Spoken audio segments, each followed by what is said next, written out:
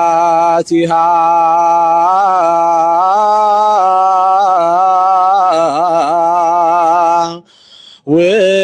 ውስተ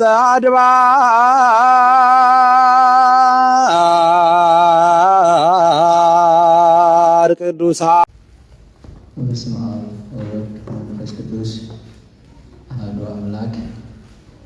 በባሕርዩ ሽረት በመንግሥቱ ሞት የሌለበት ዘላለም ሥላሴ በአንድነቱ ምንታዊ በሦስትነቱ ርባኤ የሌለበት ቅዱስ እግዚአብሔር በቅዱሳን ሁሉ የሚመሰገን በቸርነቱና በይቅርታው ብዙ በዚህ ሰዓት አንዳንዶቹ ነፍሳቸው ከሥጋቸው ስትለይ፣ አንዳንዶቹ ደግሞ ነፍሳቸው ከሥጋቸው አልለይ ብላ በብዙ ጭንቅና መከራ ሲሰቃዩ፣ አንዳንዶቹ በብዙ መከራና በብዙ ስቃይ ችን ሰዓት፣ አንዳንዶቹም ባልባሌ ቦታ በኃጢአት በርኩሰት ሲያሳልፏት፣ እኛ እግዚአብሔር አምላክ እንደኛ ኃጢአት ሳይመለከት እንደ እርሱ ቸርነት በዕድሜያችን የሰጠነን ዛሬን በቅዱስ ስፍራው እንድንሰበሰብና እርሱን እንድናመልክባት የእርሱን ቃል እንድንሰማባት እርሱን እንድናመሰግንባት የፈቀደልን ቅዱስ እግዚአብሔር ስሙ የተባረከና የተመሰገነ ይሁን። ክቡር መምህራችን መላከ ሰላም መምህር ዲያቆን ብርሃኑ የዚህ ታላቅ ገዳም ዋና አስተዳዳሪ፣ ክቡር ቄሰ ገበዝ ቀሲስ ሲሳይ ሊቀ ዲያቆናት ጽዮን የጽርሐ ሰግዳን ሰንበት ትምህርት ቤት መዘምራን፣ ክርስቶስ በደሙ የዋጃችሁ ክርስቶሳውያን ወንድሞችና እህቶች እንደምን አመሻችሁ? እንደምን ቆያችሁ? አሜን። አምላካችን ስሙ ይመስገን። እናታችን እናቱ ወላዲተ አምላክ ድንግል ማርያም፣ ቅዱሳን መላእክት፣ ጻድቃን፣ ሰማዕታት እርሱ መድኃኒዓለም ክርስቶስ ባከበራቸው መጠን ክብር ይግባቸው። እንደምን አመሻችሁ? የዛሬ ፕሮግራማችን ክቡር አባታችን መላከ ሰላም የዛሬ ሳምንት በነገሩን መሰረት ለአራት ተከታታይ ሳምንት ዕቅበተ እምነት የሚል ኮርስ መሰል ነገር እንማራለን። ኮርስ ለማለት አያስደፍርም፣ ያው 4 ቀን ብቻ ስለሆነ፣ ግን ያው የሚገባንንና ማወቅ ያለብንን ነገር ቢያንስ እንዲሁ ለመዳሰስና ለማየት እንሞክራለን። ከእናንተ የሚጠበቀው ተከታታይ መምጣት ያስፈልጋል። ቢያንስ እችን ኮርስ ጀመራትን እስከምንጨርስ ድረስ በተከታታይ መምጣት ግድ ይላል። ምክንያቱም አንዳንዴ አለመጀመር ይሻላል። አንዳንድ ትምህርቶችን አንድ ቀን ተምረን ስንተዋቸው ተወዛግበን እንዳንቀር ክትትል የሚፈልጉ አይነት ትምህርቶች ናቸው እና ያው እምነትን መጠበቅ ትምህርቱ። ስለዚህ እምነትን ደግሞ ለመጠበቅ ከምንድን ነው የሚጠበቀው፣ እንዴት ነው የሚጠበቀው የሚለውን ነገር ለማወቅ ያስችለን ዘንድ መከታተልና በተቻላችሁ መጠን ማስታወሻ መያዝ ብትችሉ፣ ካልቻላችሁ ደግሞ አእምሯችሁን ልባችሁን ለእግዚአብሔር ብትከፍቱ እግዚአብሔር ይፍቀድልን። እንግዲህ ዕቅበተ እምነት ማለት እምነትን መጠበቅ ማለት ነው ባጭሩ። እምነታችንን መጠበቅ፣ እያንዳንዳችን የምናምነው ሃይማኖት አለን። በሃይማኖት ውስጥ የሚገለጥ እምነት አለ። ሃይማኖት ማለት ማመን መታመን ነው። እኛ ሃይማኖታችን ሥላሴ በአካል በመለኮት በአካል በስም በግብር 3 ብለን እናምናለን። በመለኮት 1 ብለን እናምናለን። ከሦስቱ አካል አንዱ አካል ወልድ ኢየሱስ ክርስቶስ ከእመቤታችን ከድንግል ማርያም ተወልዶ ተሰቅሎ ሞቶ ተቀብሮ ተነስቶ አድኖን። ይህ ሃይማኖት ነው። ይህ ሃይማኖታችን ነው።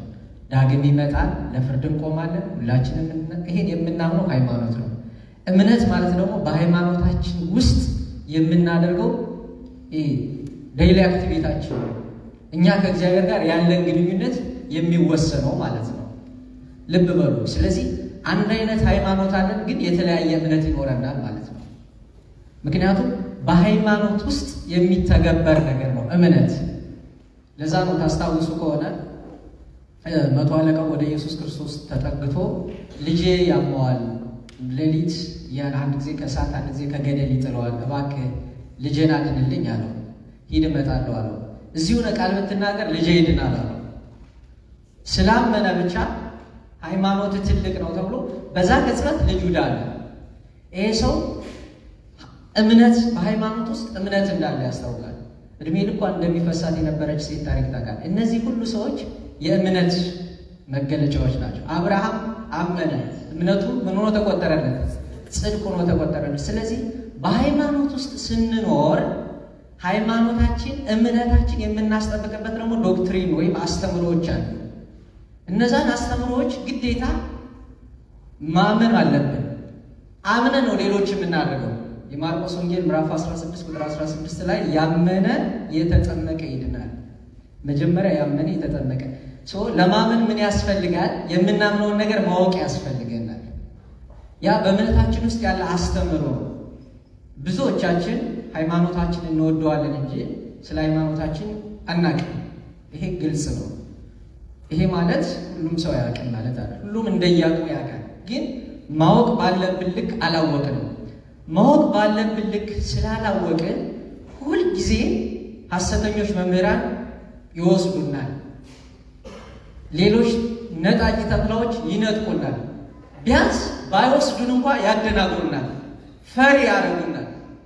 ከመሃላችን አንድ መጥቶ የሌላ እምነት እንበል፣ የማንም አይነት ተቋም እምነት መጥራት አያስፈልግም፣ የሆነ ነገር ቢላችሁ ትፈራላችሁ።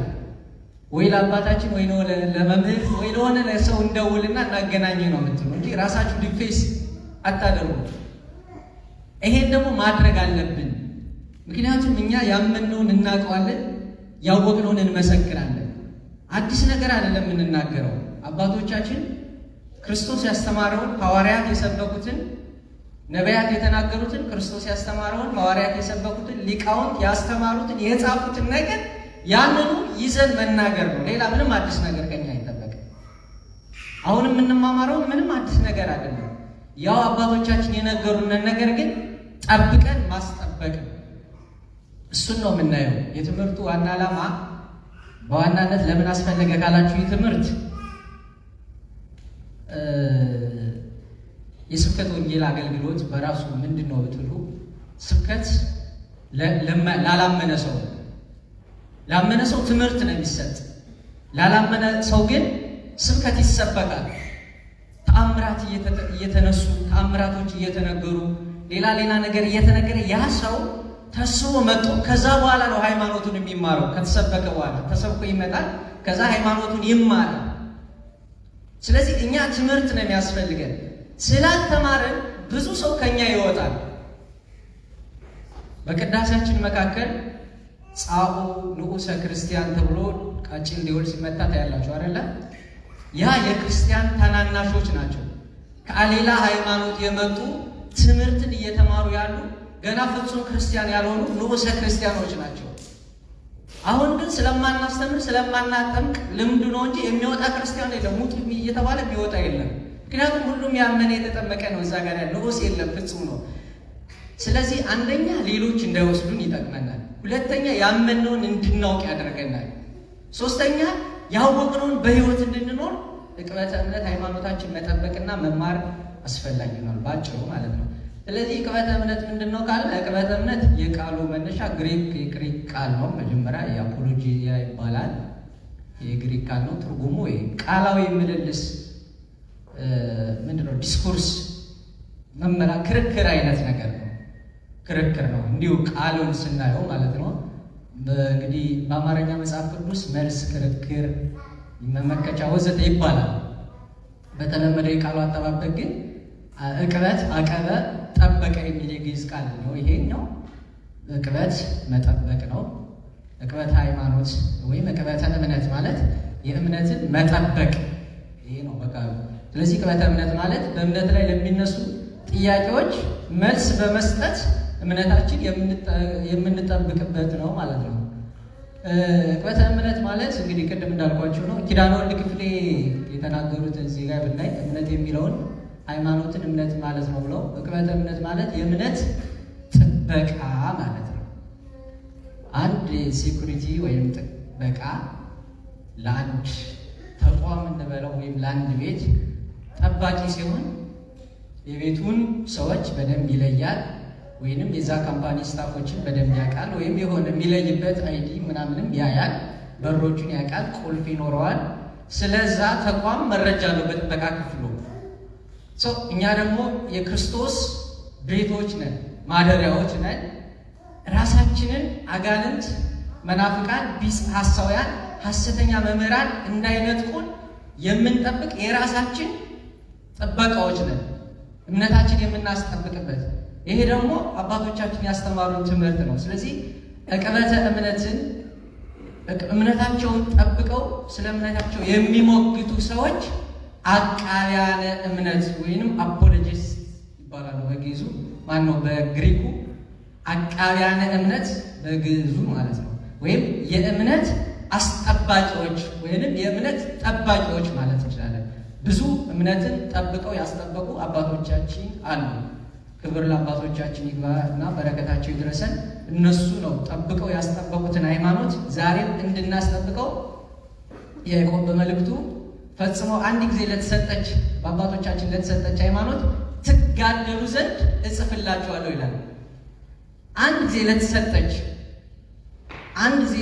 እችን ሃይማኖት ግን እንድንጋደልባት፣ እንድንጠብቃት፣ እንድናስጠብቃት ሐዋርያው ይነግረናል ማለት ነው። እንግዲህ እምነት የሚጠበቀው ከምንድን ነው? እንግዲህ መጠበቅ ካለን የምንጠብቀው ከምንድን ነው ካለን ቅድም ያለው ነው። እንደኛ ከማን ነው? ከማን? ከሐሰተኛ መምህራን። ሌላ ከመናፍቃን። መናፍቅ ማለት ተጠራጣሪ ማለት ነው። እኩል የሚያምን እኩል የማያምን፣ ግማሽ የሚያምን ግማሽ የማያምን ማለት ነው። ስለዚህ ከመናፍቃን ለምሳሌ እኩል የሚያምን እኩል የማያምን እግዚአብሔር አለ ብሎ ያምናል፣ ነገር ግን እግዚአብሔር ሰው ሆነ ብሎ የማያምን ሰው መናፍቅ ይባላል ማለት ነው። ይህ የሆነ ነገር ያምናል፣ የሆነ ነገር ያምን። ምንም የማያምን ግን አቴይስት ይባላል። ከሃዲ ነው ያለ፣ የእግዚአብሔርን መኖርም አያምን። እንደገና ደግሞ የሆነ አንድ ፈጣሪ አለ ምናምን ብለው የሚያምኑ አሕዛብ ይባላሉ። ማለት አልተጠመቁም፣ ምንም የላቸው። ህዝብና አሕዛብ ማለት በራሱ የተጠመቀና ያልተጠመቀ ማለት ነው። በብሉይ ኪዳን ህዝብና አሕዛብ የሚባሉት የአብርሃም ህዝብ ይባላል፣ የተገዘረው ማለት ነው። ግዝረታውን በጥምቀት ተብሎ የለም ተቀይሮ የለም። በአዲስ ኪዳን ከአሕዛብም ልንጠብቅ እንችላለን እምነታችን ከሐሰተኞች መምህራን፣ ከቢጽ ሐሳውያን። ቢጽ ሐሳውያን ማለት ልክ መስለው ከኛ ጋር ያሉ ያስቀድሱ አብረው የሆነ ጾመኛ የሚመስሉ ጸሎተኛ የሚመስሉ በውስጥ ግን መርዛቸውን የሚበትኑ መስለው ያሉ ሐሳውያን ወንድሞች፣ ጓደኞች ማለት ነው። ከነዚህም ልንጠበቅ ይገባል። ዛሬ በነገራችን ላይ የምንፍቅናው ትምህርት መልኩን ቀይሯል። ድሮ ማርያም አታማልድ ነው አይደል? የሁሉም አፍ መክፈቻ የነበረው አሁን እንደዛ አይደለም። አሁን በውስጥ ነው። ምንም ነገር ከኛ በላይ አንገታቸውን ይሰብራሉ፣ ከኛ በላይ ጥሩ ይለብሳሉ፣ በደንብ ይናገራሉ፣ በደንብ መንፈሳዊ ይመስላሉ። ውስጣቸው ግን ተኩላው መሰጥ በጣም ክፉዎች፣ የምንፍቅና ትምህርታቸውን በጣም የሚረጁ። ለዛ ነው ብዙ ሰዎች ዛሬ ሲወጡ የምንደነግጠው። እንዲህ እኮ አስተማሪ ነበር፣ ይሄ እኮ ዘማሪ ነበር እንላለን። አልነበሩም። የነበሩ መስሎን ነው እንጂ አልነበሩ። በጊዜው እነሱ ልክ ቢጽ ሐሳውያን ማለት እንደነዚህ አይነት ሰዎች ናቸው። መስለው የሚኖሩ ልክ ምንፍቅናቸውን እስከሚያወጡ ድረስ አርዮስ እስከሚክድ ድረስ ልክ ደቀ መዝሙር ሆኖ ይኖር እንደሚመስል ሁሉ ዛሬም እነዚህ ቢጽ ሐሳውያን አገልጋይ ወይንም ተገልጋይ መስለው እንደዚህ አይነት የምንፍቅና ትምህርት ሊረጩ ይችላሉና ከነዚህ ነው ሃይማኖታችን እምነታችን የምንጠብቀው። ሃይማኖታችን እምነታችን ካወቅን ከተረዳን ማንም ዝም ብሎ እንደ ጎርፍ መጥቶ የሚወስደን ወይንም በሆነ ነገር በወጀበ ቁጥር ወደዚህ የምንለው መልህቋን ያጣች አይነት መርከብ የምንመስል ሰው አንሆንም። ጸንተን እንቆማለን ምንም አይነት ፈተና ቢመጣ። ታስታውሱ ከሆነ በስነ ፍጥረት አክሲማሮስ መጽሐፍ ካነበባቸው ወይም በትርጓሜያችን ላይ ኦሪት ዘፍጥረት እግዚአብሔር ከመጀመሪያው ፍጥረት ከፈጠራቸው በኋላ እሑድ በመጀመሪያው ቀን የተፈጠሩ መላእክት ናቸው አይደል? ተሰውሯቸው ነበር እግዚአብሔር እና ዲያብሎስ ምን አለ? አነ ፈጣሪው ለሁሉ ፍጡራን እነዚህን የፈጠርኳቸው እኔ ነኝ አለ። ከዛ ግማሹ ተጠራጠረ። ሙሉ ያመናለ፣ የተጠራጠራለ፣ ያላመናለ። አሁን በዚህ በሶስት አይነት ነው። ቅዱስ ገብርኤል ምን አለ? ንቁም በበህለወይነ እስከ ነረክቦ ለአምላክነ። ሁላችንም አምላካችን እስከምናገኝ እርሱ እስኪገለጥልን በያለንበት ጸንተን ንቁ። የትኛውንም ሰው ዛሬ እንዲህ እያስተማርኳችሁ ነገ ሌላ ሆኜ ብታገኙኝ የእምነታችሁ መለኪያ አይደለም፣ ያስደነግጣችሁ አይገባም። ሁልጊዜ የቤተ ክርስቲያን ልቧ ክርስቶስ ነው። የሆነ ሰው ከፍ ሲል ከፍ የሚል ሃይማኖት ወይም እምነት ካላችሁ፣ የሆነ ሰው ሲጎድል የሚጎድ እምነት ካለን እኛ በመጀመሪያ አማኞች አይደለንም። ምክንያቱም እምነታችን በሆነ ነገር የተደገፈ ነው ማለት ነው። ስለዚህ ያ ነገር ሲታጠፍ ይታጠፋል፣ ከፍ ሲል ከፍ ይላል ማለት ነው። ለዛ ነው ብዙ ሰዎች የሚሰናከሉትም ለዚህ ነው። ሰዎችን ማክበር፣ ለሰዎች ጥሩ ነገር ማድረግ ጥሩ ነው። ሰዎችን ግን ሞዴል ማድረግ ያለብን ሰዎች ሞዴል ማድረግ አለብን። መልካም ነገራቸውን መውሰድ አለብን። መጥፎ ነገራቸውን ግን መያዝ የለብንም። እርግጠኛ ሁኜ የምነግራችሁ ብዙ ሰው የተጎዳውን በዚህ ነው። ልክ መስለው ብዙ ከሰበከው ብዙ ካስተማሩ በኋላ ሲወጡ በጣም ብዙ ሰው ተከትሎ ይሄዳል። ያ ሰው መጀመሪያ ከቃሉ ጋር አልነበረም፣ ከሰውየው ጋር ነው የነበረ። ቀጣይ የምናያቸው አሉ። በጣም ምን አሁንማ ምን ፍቅና አለ የሚያስብል መንፍቅና እኮ አልፏል። አሁን እኮ ምንም ነገር የለም፣ አዲስ ነገር የለም። በነገራችን ላይ እንደውም ባለፈው መጋቢ አዲስ የኔታ ሸቱ ሲናገሩ የሰማሁት እንደው በዚህ ዘመን እንደው መናፍቅ የለም፣ የተማረ መናፍቅ የለም። ቢኖር እንደውም ማነው ቻሌንጅ የሚያደርገው? እንደ ድሮዎቹ መናፍቃን የተማረ መናፍቅ ቢኖር ዛትማቸው የተማረ ምንም ብዙም ስለሌለ ብዙ ሰው ይዞ መሄድ ይቻላል። ግን አዲስ መናፍቅ የለም፣ የተማረ መናፍቅ የለም። ባጭሩ ምንድነው በዋናነት እኛ በደንብ ባለንበት ከጸናን፣ እምነታችን ካወቅነው ከተረዳ ነው ራሳችን እንጠብቃለን፣ ቤተሰቦቻችን እንጠብቃለን፣ ሀገር እንጠብቃለን፣ ቤተክርስቲያን እንጠብቃለን። እኛ ካላወቅን ግን ቢያንስ እኛ ባንወጣ እኛን ኮንፊውዝ ማድረግ ከቻሉ የእኛ ልጆች ይወስዷቸዋል። ምክንያቱም ኮንፊውዝ የሆነ ሰው ልጁን በደንብ ሊያስተምር ስለማይችል ማለት እነሱ አላማቸው ይሄ ቢያንስ አምጣው ካለዛ ግን አደናግረው ነው። ስለዚህ የሆነ ነገር ረጭተው ይወርዳል፣ ከወደ ምረት ላይ አደናግረው ይሄዳል። ስትደነጋገር ከዛ በኋላ የተደናገረ ልጅ ነው የምትወልደው፣ የተደናገረ ማህበረሰብ ይሆናል። አሁን ድንግርግራችን የወጣ ህይወት የሆነው ለዚህ ነው። ሰው እምነቱን ካወቀ ኃጢአት አይሰራም። ሰው ሃይማኖቱን ጠንቅቆ ካወቀ ክፉ ነገር አያደርግም። ሁልጊዜ የሚያው ክርስቶስን ነው። ሁልጊዜ ሰማያዊ ነገር ነው የሚታየው። ከዛ በኋላ ስለ ትናንሽ ነገር መውራት ይረሳል። ሰው ክቡር ፍጡር እንደሆነ ያውቅና ይህ ድቃቂ ኃጢአትን በሙሉ ይንቀዋል። እኛ ግን ከታች እንጀምራለን፣ እንደተልከሰከስን እናልፈዋለን። ሰው ማወቃችን ለመጽደቃችን ራሱ መሰረት ነው። ለዛ እኮ ነው ካልተማሩ ያውቁ ካላወቁ አይጸድቁ የሚባለው አባባል እኮ ዝም ብሎ ነው፣ ዝም ብሎ አይደለም። ማወቃችን ለመጽደቃችን መሰረት ስለሆነ ነው። ብዙዎቻችን መልካም እያደረግን የመሰለን የምናጠፋ ለዚህ ነው። በቤተ ክርስቲያን አገልጋይ መስለን መሰናክላን የሆነ ብዙዎቻችን ባለማወቃችን ነው። ያወቀ ሰው ይፈራል፣ ያወቀ ሰው እያንዳንዱ ነገር በጥንቃቄ። ስለዚህ ቅበተ እምነት ከነዚህ ሁሉ ነው የምንጠበቅበት። ከማን ነው የምንጠበቀው የሚለው ማለት ነው።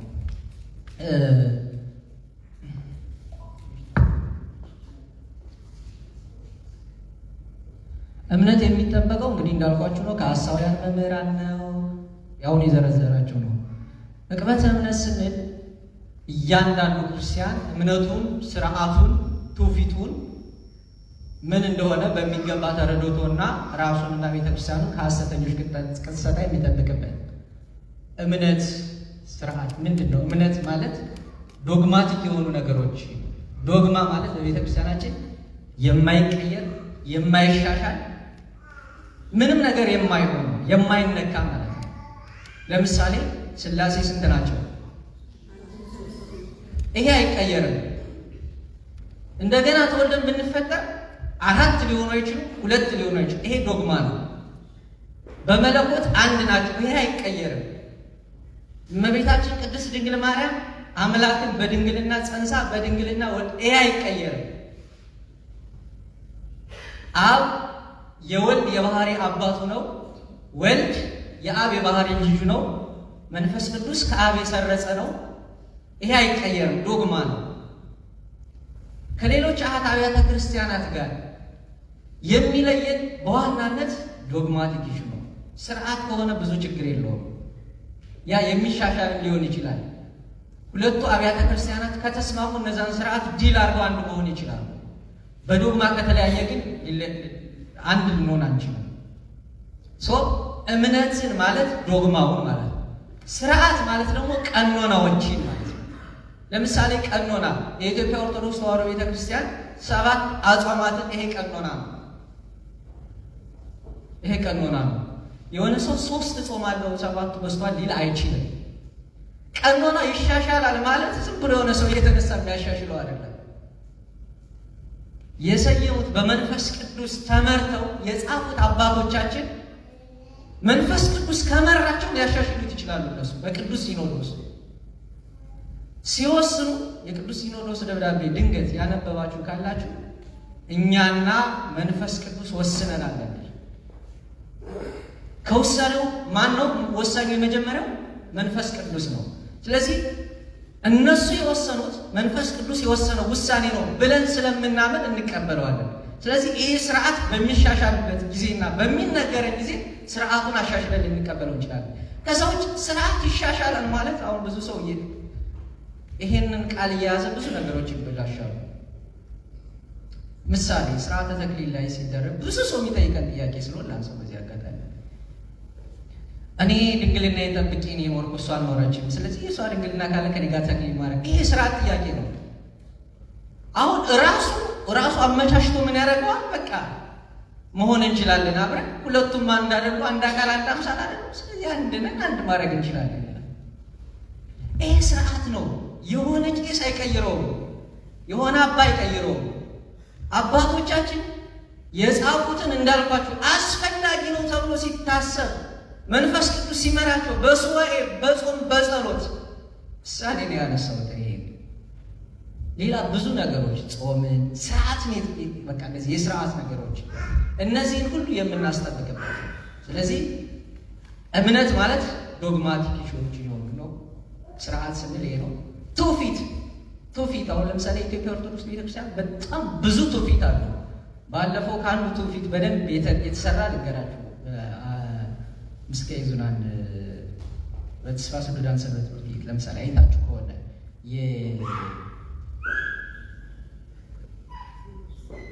የደብረ ታቦር ትውፊት ነው። ያ አይታችሁ ከሆነ በሚገርም ሁኔታ የኢትዮጵያ ኦርቶዶክስ ተዋሕዶ ቤተክርስቲያን ትውፊት አሳይተውናል። ብዙ ትውፊቶች አሉ፣ ብዙ ልንቀበላቸው የሚገባ ትውፊት በራሱ ዝም ብሎ አይተውም።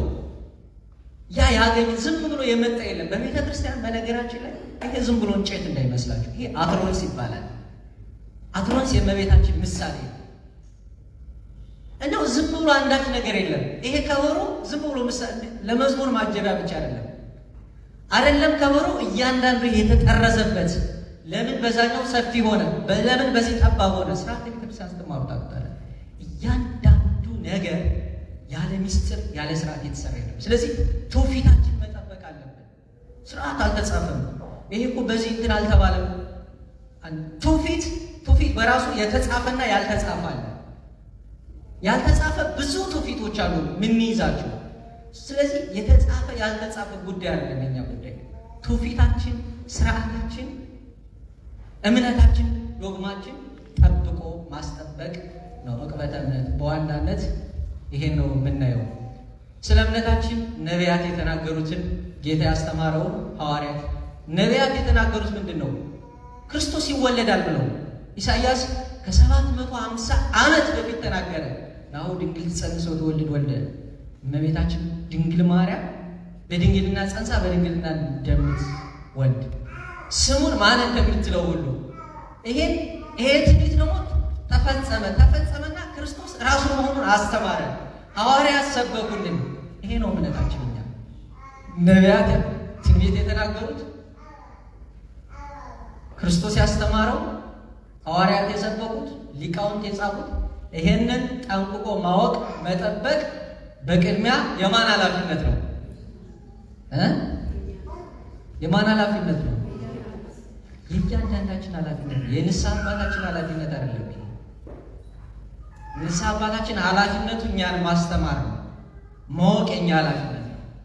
የእያንዳንዱ ክርስቲያን ኃላፊነት ነው። ይህ ኢንዲቪዱዋል ሪስፖንሲቢሊቲያችን ነው። የእያንዳንዳችን ይሄንን ልናውቅ ልንረዳ ይገባል። ብርሃነ ዓለም ቅዱስ ጳውሎስ ከአይሁድ ጋር እንደዚህ የዕቅበተ እምነት ምሳሌ ያስገባው ነውና ተከራክሯል። ውይይቶችን አድርጓል። ስለ ክርስቶስ ኢየሱስ፣ ስለ መሲህነቱ፣ ስለ ኃጢአታችን በቀራንዮ መሰቀሉን፣ ሞቶም ስለ መነሳቱ ይሄን በደንብ ተከራክሮ አስተምሮ መልሷቸዋል። እምነቱን ጠብቆ አስጠብቋል። የሐዋርያት ሥራ ምዕራፍ 17 ላይ እናገኘዋለን። ለምንድነው ሃይማኖታችን የምንጠብቀው ካልን ማነው የምንማረውና እንደዚህ መዘጋጀት ያስፈለግን ካልን ይህ ቢብሊካል ነው፣ መጽሐፍ ቅዱሳዊ ነው። ሐዋርያው ቅዱስ ጴጥሮስ በአንደኛ ጴጥሮስ ምዕራፍ 3 ቁጥር 15 ላይ ምን ይላል መሰላቸው? በእናንተ ስላለ ተስፋ ምክንያት ለሚጠይቋችሁ ሁሉ፣ እዚህ ጋር የእምነት ተቋም አልጠራም። ጠያቂው እሱ ሊሆን ይችላል ማለት ነው። ለሚጠይቋቸው ሁሉ ማለት ነው። በአንድ ሃይማኖት ያሉ ሰዎች ሊሆኑ ይችላሉ ጠያቂዎቹ። ለሚጠይቋችሁ ሁሉ መልስ ለመስጠት መቼ? ዘወትር የተዘጋጃችሁ ሁኑ። ዘወትር ሁሌም የተዘጋጀን ሆኑ። ለሚጠይቁን ሁሉ ስለምናምነው እምነት፣ ስለምናውቀው እውነት መልስ ለመስጠት የተዘጋጀን መሆን አለብን። ማን? እያንዳንዳችን። ነገር ግን በየዋህነት በፍርሃትና በፍቅር ይሁን። ዝም ብሎ በመዘላለፍ አይደለም። እህቶቼ፣ ወንድሞቼ ቅር እንዳይላችሁ ይሄ የቆምኩበት እውነተኛው የእግዚአብሔር የእውነት ቃል መመስከሪያው ስለሆነ ሶሻል ሚዲያ ላይ የእግዚአብሔርን ቃል ሳታውቁ የምታስተምሩ ካላችሁ አቁሙ። ይሄ ሳታውቁም ሼር ምናምን እንደዚህ የምታረጉ ካላችሁ አቁሙ። እወቁ፣ ስክን በሉ፣ ተማሩ። የቤተ ክርስቲያኗ ድምፅ የቱ ነው? የቤተ ክርስቲያኗ መምህራን እነማን ናቸው? ቤተ ክርስቲያኗ መምህር ብላ ያስቀመጠችልኝ ማን ናት? ማን ነው ብላችሁ እስኪ አድምጡ ራሳችን። አንዳንዱ ሰው እንደሚከፋው እርግጠኛ ነኝ፣ ግን ልንገራችሁ፣ እኛም እንደውም ብዙ ጊዜ የምንቆመው ዝም ብለን ለመርሃ ግብር ሁሉ ይመስለኛል። የእያንዳንዱ ሰው የየራሱ መምህር አለው። ክቡር አባት፣ የእያንዳንዱ ሰው የየራሱ የሶሻል ሚዲያ መምህር አለ። እና አሁን ሰው ማስተማር ከባዱ ነው።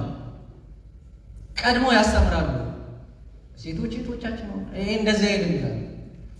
የእያንዳንዱ ከዚህ እንድንጠበቅ ነው። የሶሻል ሚዲያው በነገራችን ላይ ካመጣልን መልካም ነገር ይልቅ መጥፎ ነገሩ ይበዛል። በእኔ እምነት እውነት ነው። ብዙ ነገሮችን አቅልሎልናል። ይኸው ወንድሞቻችን እዚህ ጋር ቁጭ ብለው ብዙ መምጣት ለማይችሉ ሰዎች እግዚአብሔርን ቃል እያስተላለፉልን ነው፣ ለመልካም ስንጠቀመው። ይሄን ማይክ ይሄ እንትን ያመጣው ነው፣ ቴክኖሎጂ ያመጣው ነው። ለመልካም ስንጠቀምበት እንዲህ እናደርገዋለን። ሁሉም ነገር ለመልካም መጠቀም ከቻል መልካም ይሆናል።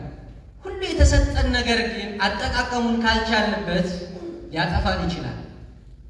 ከእምነት ወጥተን የምንባላበት ሀገራችን የገባችበት ጉስቁልቁል ምክንያት ምን እንደሆነ ታውቁታላችሁ። እንደ ክርስቲያን ስክን እንበል፣ ትልቅ ሰዎች እንምረጥ፣ የምናዳምጠውን የምንናገረውን እንወቅ። ቤተ ክርስቲያን ሁሌም ማዕዷ ሰፊ ነው፣ አታስርበንም። እውነት ልንገራችሁ፣ እናንተ ለመማር ከፈለጋችሁ አሉ የቤተ ክርስቲያኗ ኦፊሻሊ ቤተ ክርስቲያኗ ማረጋገጫ የሰጠቻቸው የቤተ ክርስቲያኗ ሚዲያዎች አሉ። እነዛን ተከታተሉ። እናንተ ለምንድን ነው ለምንድ የለበሰ ተኩላውላ እስከ መቼ ነው እየነጠቀን የሚኖር? ብዙዎቻችን የወንበሩ መጉደል አሳስቦን የሆኑ ብዙዎቻችን። አንድ ጊዜ አስታውሳለሁ ዲያቆን ሄኖክ ኃይሌ እያስተማረ የተናገረው በጣም በእኔ ማረሰው። ለምሳሌ ከዚህ አንድ ወንበር ቢሰበር መላከ ሰላም ይጠይቃሉ። መላከ ሰላም ስብሰባ ይሰበስባሉ። መዘምራን የሰበሩት ወይስ ታዳሚው ነው? ቀውጤ ይሆናል። የዛ ወንበር ሂሳብ ይሰራል ወይ ይከፈላል ምናምን። የዚች ወንበር ባዶ መሆን፣ እዚች ወንበር ትናንት የነበረች እህቴ ማናት? የሚያሳስበው ሰው የለም። እዚህ ወንበር የነበረው ወንድሜ ዛሬ የት ሄዶ ነው? የሚያሳስበው ሰው የለም። ለምን ይመስላችኋል? ሃይማኖታችን እምነታችን አለበት ነው።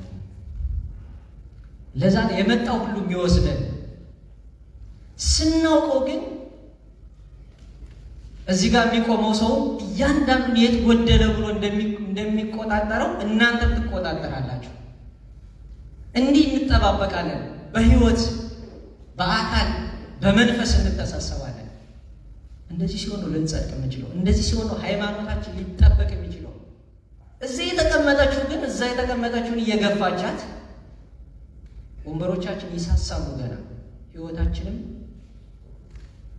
ለውጥ የለም ይሆናል። ስለዚህ ማወቅ መጠንቀቅ አለብን። ስለዚህ አሁን ይህን ያነሳሁት በምንድን ነው? በፍቅርና በየዋህነት ግለጡት።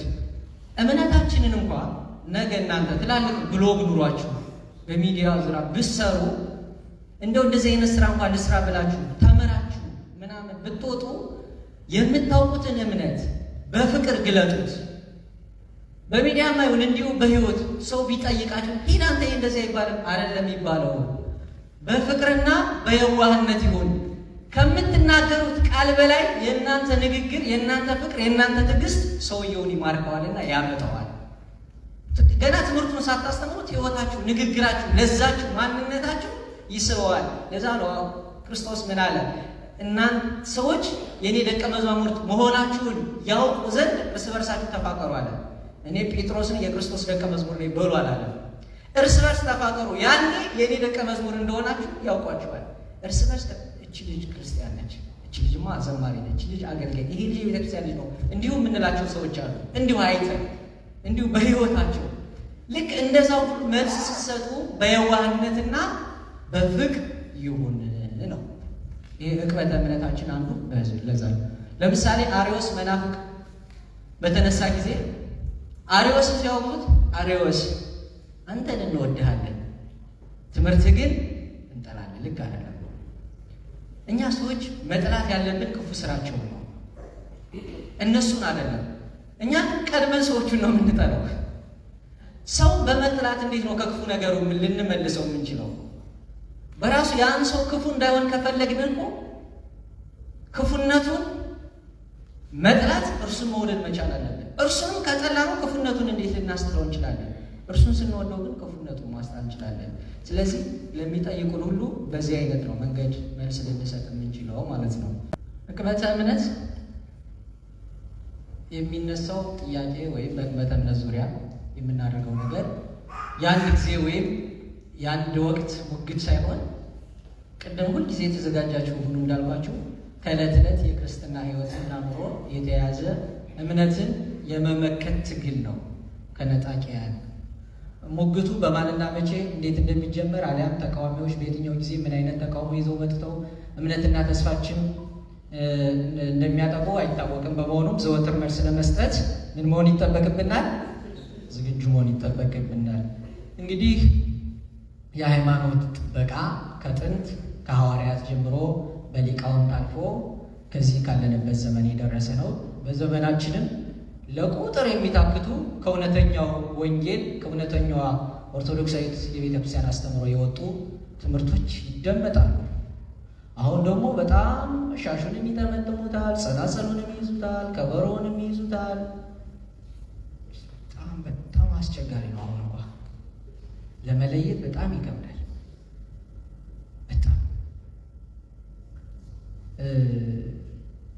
እንደው እንትን ስለማናደርግ ነው እንጂ ስታስቲክና የሆነ ዲቴል የሆነ ሪሰርች ቢሰራ በቀን ራሱ የሚወጣው አማኝ ያስፈራቸዋል።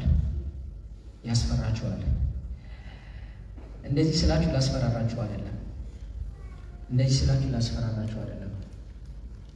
ቱርክ ኢስታንቡል የቅዱስ ዮሐንስ አፈወርቅ ሀገር ናት። የሰበከባት ያስተማረባት በጣም ትልቅ እምነት ሃይማኖት የነበረው እና ሀጂያ ሶፊያን የሚያክል ቤተ መቅደስ የተሰራበት ዛሬ ምንድን ነች? እሷ እምነታችን የማይጠፋበት ነገር ያለ እንዳይመስላችሁ፣ ይጠፋል። የአሕዛብ ሀገር ሊባል ይችላል ነገር ካልነቃን፣ ካልተማር፣ ካላወቅን ሁልጊዜ በትናንቱ ማንነታችን በተንኮል ዝም ብለን በተራ ነገር የምንመጣ ከሆነ ነገ የማምለክ ይሄ ይቀርል ወደ ሌላ ነገር እንትን እንዳይልን ብቻ መጪውን ነገር ለማስተካከል ማወቃችን በጣም ወሳኝ ነው። በጣም ወሳኝ ነው። ሲሪየስ ጉዳይ ነው። ይህም በደንብ ይዩት፣ በደንብ ይዩት። ከኛ ከምንሰራው ኃጢአት በላይ የቤተክርስቲያን ዕለት ዕለት የሚያስጨንቀን የቤተክርስቲያን ጉዳይ ሊሆን ይገባል። አማኞች በጣም እየሳሱ ነው። በአንድም በሌላው በአገልጋዮች መጥፎ ስነ ምግባር፣ በሌላም በአንድም በሌላም በብዙ ያን ነገር የእያንዳንዳችን የቤት ስራ ነው። ይሄ የፓትርያርኩ የሊቀ ጳጳሱ የደብሩ አስተዳዳሪ ምናምን አይደለም። ይሄ ሁላችን የቤት ስራ ነው። ያ በተዋረድ የምናስፈጽመው ነገር ነው እና ይሄን ነገር በደንብ ሲሪየስ ሆናችሁ ማየት አለባችሁ። በስራ ቦታችሁ፣ በምትኖሩበት ሰፈር፣ በቤታችሁ ኦርቶዶክሳውያንን ወንድሞቻችሁ ፈልጓቸው፣ አምጧቸው። የአስተምሮ ችግር ያለበትን ወደ አባቶች አቅርቧቸው። የሌላ ችግር ያለበት ኢኮኖሚካሊ ብዙ ችግር ያለበት እኮ ነው የሚወጣ ያለው ገንዘብ ፍለጋ ነው። እውነቱ ገብቶት ምናምን መሰላችሁ አዲስ ነገር አውቆ ወንጌል ምናምን እንደሚባለው በርቶለት ኢንላይትመንት ምናምን እንደዛ ነው። እንደዛ ቢሆንም ጥሩ ነበረ፣ ግን ስላልሆነ እነሱን ሴ የምናደርግበት ነገር እኛ ደግሞ እነሱን በጣም ቀድመን ነው የምንጠላቸው። ይሄ ኮንትን ነው ይሄ ካልናቸው ማምጣት አንችልም። መቅረብ አለብን። ችግር ምንድን ነው ወንድሜ? ችግርሽ ምንድን ነው? ሰው በአንድም በሌላ በተለያየ ነገር ነው ሰይጣናት የሚለውና እነዚህ ነገሮች ሁሉ እንትን ማለት አለብን ማለት ነው። ስለዚህ እኛ እንደው እንደ አባቶቻችን ብራና ፍቀን ቀለም በጥብጠን ብዕር ቀርጸን ጉባኤ አስፍተን ለሐሳውያን መናፍቃን መልስ ለመስጠትና የእነሱን ያክል ጸጋው እንደው ባይኖረን አባቶቻችን ግን ያስተማሩንን ትምህርት ጠንቅቀን ልናውቅና ልንማር ልንረዳ ያስፈልጋል። የቅበተ እምነት ታሪኮች በታላላቅ ጉባኤያት ሶስቱን ባጭር አሳያችኋለሁ።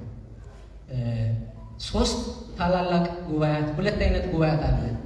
ኢኮኖሚካል ካውንስል እና ሎካል ካውንስል የሚባል ጠቅላላ ዓለም አቀፋዊ ጉባኤያትና የሀገር ውስጥ ሎካል ካለ በኢትዮጵያ የተደረጉትን ነው። ያን የኢትዮጵያ ቤተክርስቲያን ታሪክ አንቡ። የብፁዕ አቡነ ጎርጎርዮስ መጽሐፍ እና የመምህር ግርማ አባቱ መጽሐፍ እንደዛ አንቡ። በዋናነት ሶስት ታላላቅ ጉባኤያት አሉ ማለት ሌላ ጉባኤ የሉም ማለት አይደለም። እኛ የኢትዮጵያ ኦርቶዶክስ ተዋሕዶ ቤተክርስቲያን አማኞች ነን እና ሶስቱን ታላላቅ ጉባኤያት እንቀበላለን። ታውቋቸዋላችሁ። የመጀመሪያው ጉባኤ ምን ይባላል? ጉባኤ ኒቄያ ይባላል። ጉባኤ ኒቄያ ይባላል። በ325 ዓመተ ምህረት ነው። ኢሹ የተነሳው ምስጢረ ሥላሴ ላይ ነው። የምንፍቅና ትምህርቱ የተነሳ ከሶስቱ አካል አንዱ አካል እግዚአብሔር ወልድ የአርዮስ ምንፍቅና ምን ነበረ? ሀሎ አመኢ ሀሎ ሎቱ ስብሐት። ከሶስቱ አካል አንዱ አካል እግዚአብሔር ወልድ ያልነበረበት ጊዜ አለ የሚል የምንፍቅና ትምህርት ነው የመጣ። ያልነበረበት ጊዜ አለ ማለት ደግሞ ፍጡር ነው ያስብልባል ያሉት እዚህ ነው እንጂ አርዮስ ወልድ ፍጡር ነው አላለም። በነገራችን ላይ ወልድ ያልነበረበት ጊዜ አለ ያለ ያልነበረበት ጊዜ አለ ካለ ፍጡር ያስብልባል አሉት አባቶቻችን። በዚህ እምነቱ ጸና። ስለዚህ አርዮስ ወይ ተመለስ ተመከረ። አልገፈተሩትም። ለምን እንዲህ ያልክ ከማን ተማርከው አላሉትም። ብዙ መከሩት፣ ብዙ እንትን አሉት። ሊመለስ አልቻለም አርዮስ። እንግዲህ ምንድነው ከዛ በኋላ 318 የበቁ የነቁ የሐዋርያትን ፈለግ የተከተሉ አባቶቻችን የእምነት ጠበቆች ቅድም ያልኳቸው የአፖሎጂስት ዲፌንደርስ ኦፍ ፌዝ ይባላሉ። እነሱ አርዮስን በዕለቱ ሊቀ ዲያቆን የነበረው ቅዱስ አትናቴዎስ ወልድ ፍጡር በመለኮቱ የሚለውን ያልነበረበት ጊዜ ነበር ብሎ ያስተማረው መናፍቅ አርዮስን ወይም ርዕሰ መናፍቅ የምንለውን ያወገዙበት ጊዜ ነው። አርዮስን ርዕሰ መናፍቅ የምንለው በነገራችን ላይ ከአርዮስ በፊት መናፍቅ አልነበረም ማለት አይደለም። አሉ እናያቸዋለን ቀጣይ። ከሱ በፊት መናፍቃን ነበሩ። ግን በጉባኤ እንደዚህ በግልጽ አሁን በግልጽ ያልሆኑ ምንፍቅናዎች አሉ አይደል? በቤታችን ውስጥ የሚሞሰው አንዳንድ ሰዎች ሊያወጡም ላያወጡም አሉ አይደል? ብዙ ነገር ታያላችሁ መቼም በኢትዮጵያ ኦርቶዶክስ ተዋሕዶ እየተደረገ ያለው ነገር። ይሄ ግን በጉባኤ ነው። በጉባኤ ስላለ የመጀመሪያው ጉባኤ የተሰራለት በሱ ስለሆነ ርዕሰ መናፍቅ ተባለ። በጉባኤ ነው ዲና ይደረግ በቃ እንትን ያለ የተናገረው በዛ ስለሆነ ነው እንጂ ከዛም በፊት እነ ሰባሊዎስ ምናምን አሉ ብዙዎች ወደፊት የምናያቸው ይሆናሉ። እና ቤተክርስቲያን አርዮስን ርዕሰ መናፍቅ ትለዋለች። አባ ጊዮርጊስ ምን ይለዋል? አብና ወልድ በባህሪና በሕልውና አንድ እንደሆኑ ከመጻሕፍት ከየወገኑ እያጣቀሰ መጽሐፈ ምስጢር የሚባል የአባ ጊዮርጊስ ነው። ያ ማለት በቃ መልስ ለመናፍቃን መልስ ዕቅበተ እምነት ነው። መጽሐፈ ምስጢር በሌላ ስሙ ዕቅበተ እምነት ነው። ለእያንዳንዱ መናፍቅ መልስ የሰጠበት ነው። አባ ጊዮርጊስ ኢትዮጵያዊ ሊቅ ማለት ነው። እሱ በደንብ የመለሰበት ነው። እዚህ ጋር የክደት ቡቃያ ይለዋል አርዮስ ወይ የክደት ቡቃያ እኔና አብ አንድ ነን ብሎ የተናገረውን የፍጥረት ፈጣሪ የፍጡራን ፈጣሪ የፍጥረትን ፈጣሪ እንዴት ፍጡር ትለዋለህ እያለ ይነግረዋል። ይህን ቀጣይ እንለዋለን በደንብ። ሁለተኛው የቁስጥንጥንያ ጉባኤ ነው። ቁስጥንጥንያ ጉባኤም ልብ በሉ፣ የመጀመሪያው ጉባኤ በሚስጥረ ሥላሴ ነው ይሹ ብያቸዋል። ሁለተኛው ሚስጥረ ሥላሴ ነው። ይሄ ደግሞ ምንድን ነው? 150 ኤጲስቆጶሳት የተገኙበት ሲሆን መንፈስ ቅዱስ እጹጽ ነው። እጹጽ ማለት ምንድን ነው? ያነሰ ነው። ስብሐት ከአብ እና ከወልድ ያነሰ ነው ብሎ እንደዚህ አይነት መቅዶኒዎስ የተባለ ሰው ነው እንግዲህ ይህን ክደት ያመጣው። ቃለ እግዚአብሔር የተዋሃደው ስጋን እንጂ ነፍስን አይደለም የሚል እና አውሊናሪዎስ ትምህርትም በዚህ ተነስቷል። በአጠቃላይ ግን አብ ወልድ መንፈስ ቅዱስ አንድ አምላክ አንድ እግዚአብሔር። አባ ሕርያቆስ በቅዳሴው ይላል አኮ ዘይልቆ አብርሃም ይስሐቅ ወይስሐቅ ያዕቆብ አኮ ለመለኮት ይልቅ አብ ወልድ ወልድኒ ይንስ እምአቡ ወመንፈስ ቅዱስኒ ይንስ እምወልድ። አብርሃም ይስሐቅን እንደሚበልጠው ይስሐቅ ያዕቆብ እንደሚበልጠው አይደለም። አብ ከወልድ አይበልጥም፣ ወልድም ከአብ አያንስም፣ መንፈስ ቅዱስን እንዲሁ እኩል ናቸው ብሎ ይህን ሁለተኛው ጉባኤ የነበረ ነው። በዚህ ጉባኤ ትልቅ አባት የተነሳው ጎርጎርዮስ ዘእንዚናዙ ይነበብ መለኮት በታላቅ ዕቅበተ እምነት የሚታወቅ አባት ነው። ሶስተኛው የኤፌሶን ጉባኤ ነው። በዚህ ጉባኤ በሊቀ ጳጳሱ በንስጥሮስ ሲስፋፋ የነበረው የሁለት አካል። ለዛ ነው ቅድም እንደው ሰው አይታችሁ እምነታችሁ እንዳትለኩ ያሉ የቤተክርስቲያን ልኳ ክርስቶስ ነው ያልኳችሁ። ፓትርያርክ ክዷል። ይህ ሰው ፓትርያርክ ኤጲስቆጶስ ጳጳሳት ናቸው መናፍቃን ምናምን ምንም ልንደነግጥ አይገባም። ድሮ የነበረ ነው። ሰው ናቸው እንደኛ። ሰው ዝም ብሎ ገደል ሊሄድ አይገባም። ባለበት ቅዱስ ገብርኤል እንዳለው ሊቆም የሚገባው ለዛ ነው። ሰው ብዙ ጊዜ ምዕመናን የእግዚአብሔርን ቃል ነው መከተል ያለባቸው፣ ቃሉን ነው እንጂ የሆነን ሰው መሆን የለበትም። ያ ሰው እግዚአብሔር የመረጠው ነው መክሊቱን የሚኖር በሕይወት የሚኖር መልካም ሰው ከሆነ በጣም ጥሩ ነው። እሱም ይጸድቅበታል፣ ሌሎችንም ያጸድቃል። ለራሱ ግን ጥሪውን እንደ ይሁዳ ያደረገ ሕይወት የሌለው ከሆነ ግን እኛ አብረን መጥፋት የለብንም።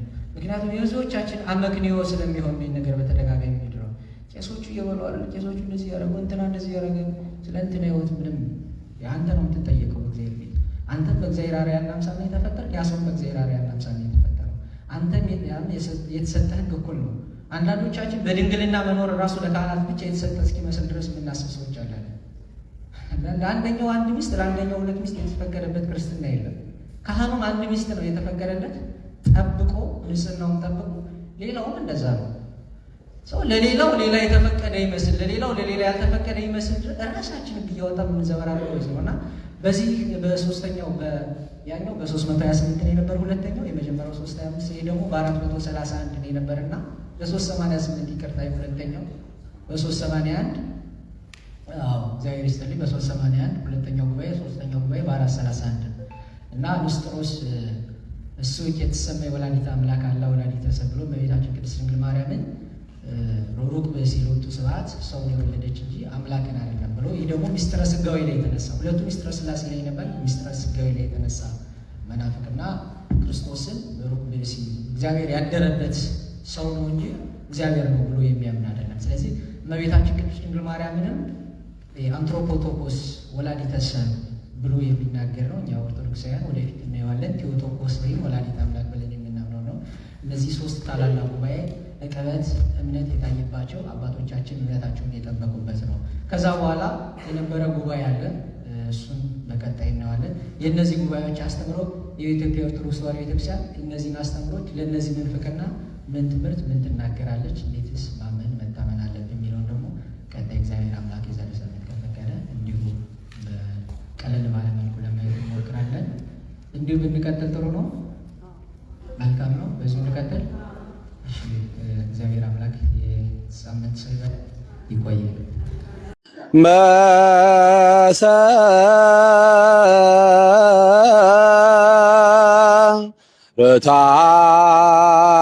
መሰረታቲሃ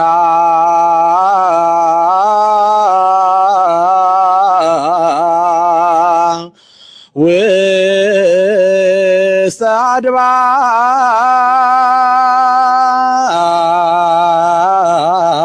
አድባር ቅዱሳን